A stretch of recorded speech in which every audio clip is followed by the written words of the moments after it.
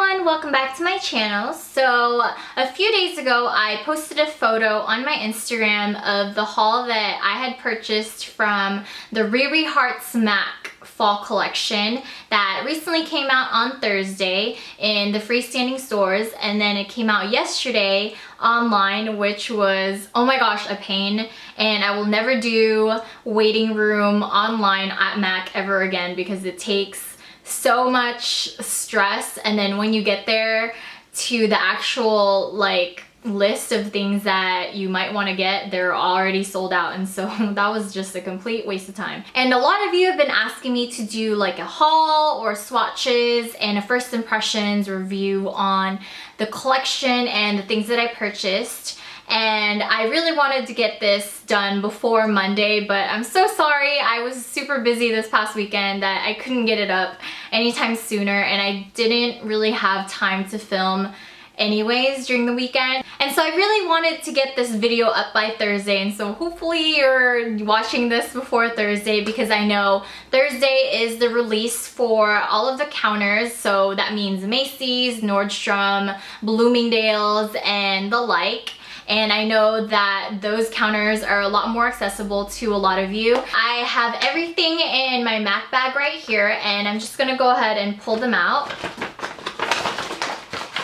So I got a total of 5 items from Thursday, and I really wanted to try to get the Who's That Chick lipstick from the online release yesterday, but I was so upset. It was just taking forever, and then when I got there, the lipstick that I wanted sold out, and I don't even understand why, because it's a frosty lipstick and it's a bright yellow orange lipstick, so I didn't get why a lot of people want to wear it on an everyday basis, because it's not an everyday kind of color. But anyways, I just wanted to show you what the packaging looks like. Everything looks pretty similar. So this is what the packaging looks like, and this is what all of the products come in generally. So all of them have this like really reflective metallic rose gold box packaging, and then you can see the Rihanna logo, and then you can see RiRi Hearts MAC, and I believe this is in her own writing. And then when you open the packaging, all of them have this like rose gold metallic lining, and then they all have the RiRi Hearts MAC and then the same Rihanna logo on them. And I totally get why a lot of people were really excited about this collection, because it has very luxurious and very classy packaging. And I know a lot of people were stalking beauty blogs like Beauty Zine or Temptalia. I know Makeup by Tiffany D and Xsparkage did reviews on them as well. And so I know a lot of people were really excited about the release. Since I already pulled it out, let me start off with the eyeshadow palette. This one is called Her Cocoa, and it comes with 4 eyeshadows, and it retails for $44. And she came out with 2 eyeshadow palettes. So this palette was actually the more pigmented of the 2. The other one was very sheer, and it was really stiff and hard to blend, and so I didn't even bother purchasing that one. So it comes in 4 colors. One is this beigey creamy shade, and then this one is a light yellow gold shade, and then this one is a brown shade, and then this one looks a little bit more taupe on the pan, but it's more of a rosy gold shade when you swatch it and put it on your eyes. So I took the liberty of swatching it ahead of time for you all, just so it's not all messy and I don't have eyeshadow on me everywhere. But look at the pigmentation of these shadows. This is just with a couple of swipes, and look at them, they're so pigmented. And I haven't really been a big fan of limited edition eyeshadow palettes from MAC, because for me personally, they don't really go up to par with their permanent line. I feel like they're not as consistent, but I was really impressed with this eyeshadow palette. It was very nicely pigmented, and that was why I was really drawn to this palette, and that's why I purchased it, because when I swatched it at the store, they swatched beautifully, and they were so pigmented, and they hold up really nice on my eyes, and they blend really well. The only thing that was a problem for me when it comes to this palette was that it was very dupeable.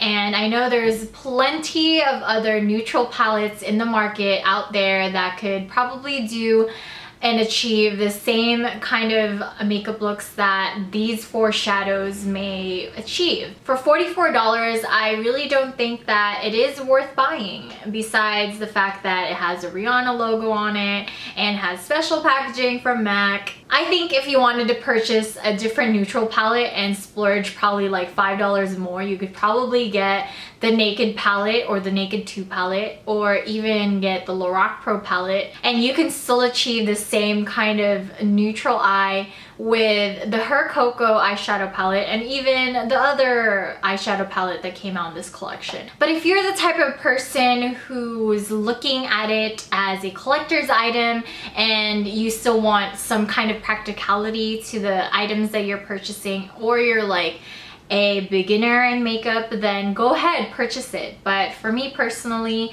if I had known what I know now, I would probably not purchase it anymore. Besides the fact that the shadows are actually good quality shadows, I could probably get away with another neutral palette for a lot less. So yeah.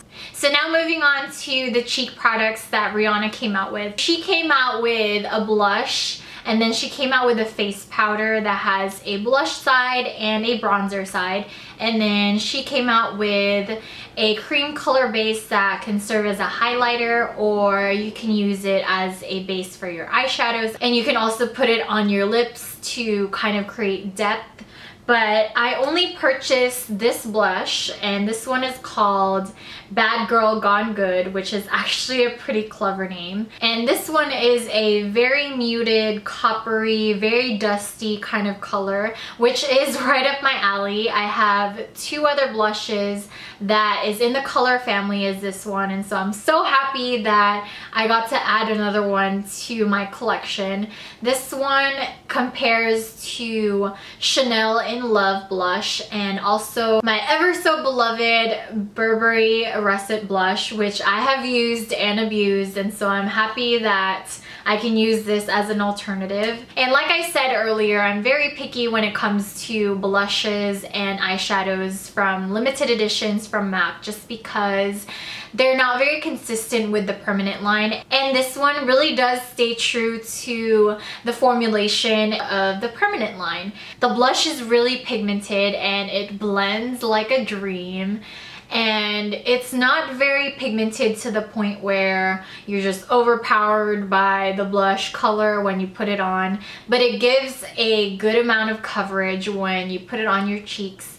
And you can go very subtle with it, or you can go very dramatic with it. It's perfect for the fall and even throughout the year, because it's a good neutral shade that won't overpower your face if you have dramatic eyes or if you have dramatic lips, which is kind of a trend for fall. And it wore really well for me. It lasted me about a good 8 hours or so, and then after like 8.5 hours it starts to fade away. And I felt like on this side of my cheeks it was starting to become a little patchy, but it faded really well on this side. So I mean, I guess it depends on the texture of your skin, or it depends on what foundation you use and other products that you use underneath. It's definitely one of my favorites from the collection, and I definitely recommend it if you're looking for a blush that's of this color. And as for the 2 other cheek products, I purchased the Hibiscus Kiss back in the summer when it came out, and I absolutely hated it. It was so stiff and it was so sheer.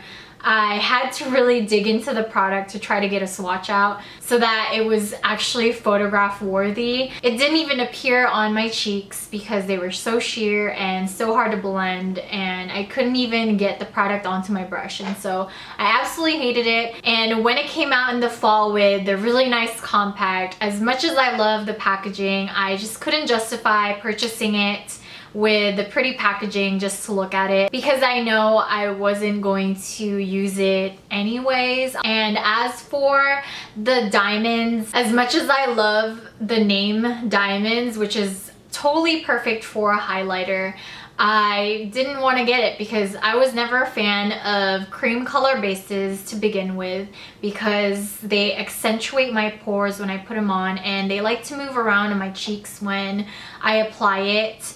And this one in particular, and especially for other shimmery cream color bases, they feel really grainy on the skin, and so I didn't want to, you know, apply something on my face that felt like it was craft glitter that I was putting on my face. It was really hard to blend when I was trying it out at the MAC store. I kind of wish they used the extra dimension skin finishes for the highlighter for the Rihanna collection, just because I know that one was the most popular highlighter finishes, or the highlighters that came out from MAC for the past couple of years. I know a lot of people were like raving about Whisper of Guilt, and so, you know, I felt like that one would be the best choice as far as highlighter goes. So lastly, I have some lip products, and I know the lip products are probably the most popular out of all of the things that came out in the Rihanna collection. And let me just get started with the Talk That Talk lip liner. This one is their Pro Longwear lip pencil formula. At first, I wasn't really going to get the Talk That Talk lip liner just because it reminded me so much of current lip liner. And here I'm showing you a swatch of the two next to each other, and you can see that they're very similar and they're pretty much the same thing, just different formulas. But I decided to purchase it anyway because it was a lot creamier than the regular lip liners that they have in their line, and it actually does last longer. And when I was swatching it at the store, it was really hard for me to take it off. That could work really well with Vampy lipsticks. You don't want them to run or bleed or to, you know, move around the face because they're dark and they're very obvious when, you know, something comes off or you smear it around your face. And so that's not the look that you want. So yeah, I do recommend the Talk That Talk lip liner, especially for all of you who love Vampy lips for the fall or in general. And I know a lot of Vampy lipsticks nowadays tend to be drying or matte. So lining with the Talk That Talk lip liner underneath your lipsticks will really help to, you know, provide a creamy base, and it wouldn't dry your lips as much. I definitely recommend the Talk That Talk lip liner, and I think I'm going to get a backup of it when it comes out on Thursday, because I know that I'm going to love that a lot more than current. I was originally going to get all of the lipsticks because look at the packaging. It's so freaking classy, and it comes in the same metallic rose gold reflective kind of packaging like the other ones, and it comes in the standard MAC bullet size, so it's easy for you to store along with your other MAC lipsticks. And it comes with the same logos and everything. I was going to get the Who's That Chick lipstick on Thursday, but that was the first one that sold out when I went. And then yesterday, when I had tried to go online, it took hours and hours. And when I finally got to the purchase page, it was totally sold out. And so I was so mad that I couldn't get it in, because I really wanted to get it shipped, you know, the day after, and so I can film everything that I had gotten from the MAC collection from Rihanna and show it all in this video. But I guess I'll have to wait until Thursday and show it another video, I guess. But I got two of the lipsticks. I wanted to get the RiRi Woo as well, but I already have it from the first time that it came out, and I wanted someone else to get a chance to purchase it. So I got the Nude lipstick, which I am wearing right now. As you can see from the tube, it looks a little bit of a warm brown nude, but if you can see on my lips, it's more of a taupey nude as opposed to a brown nude. And you can see that it has very strong gray undertones, and it is a matte finish. It's not the retro matte finish that Rihanna comes out in her collections, but this one is actually a little bit more comfortable than the retro matte lipstick formula, and I really like it on me. A lot of people will probably be a little scared to wear this out because it's a little gray and it's not the typical nude that you would wear. And I know it is a fall trend this year to have a lot of great undertones in your makeup. And so yeah, it fits really well with the season. And it is a great nude for people of color. And even if you're my skin tone or if you're a little bit lighter, it's a great color to wear if you're trying to do a statement lip without going vampy or going way too dark. So the last product I want to show you is the Talk That Talk lipstick. And this one is more of a black red than it is a plum color because it has very prominent red undertones when you swatch it. I know a lot of people were asking me what my thoughts on it were because all of you know I love Vampy lipsticks and I have a ton of them in my collection. It does have a retro matte finish, and so it will tend to be a little bit more drying than the regular matte lipsticks that MAC currently has. And for me personally, retro mattes are very drying. And I know people have been asking me every time I post a swatch of a retro matte lipstick why or how I get my lips to look perfect or moisturize or not look dry.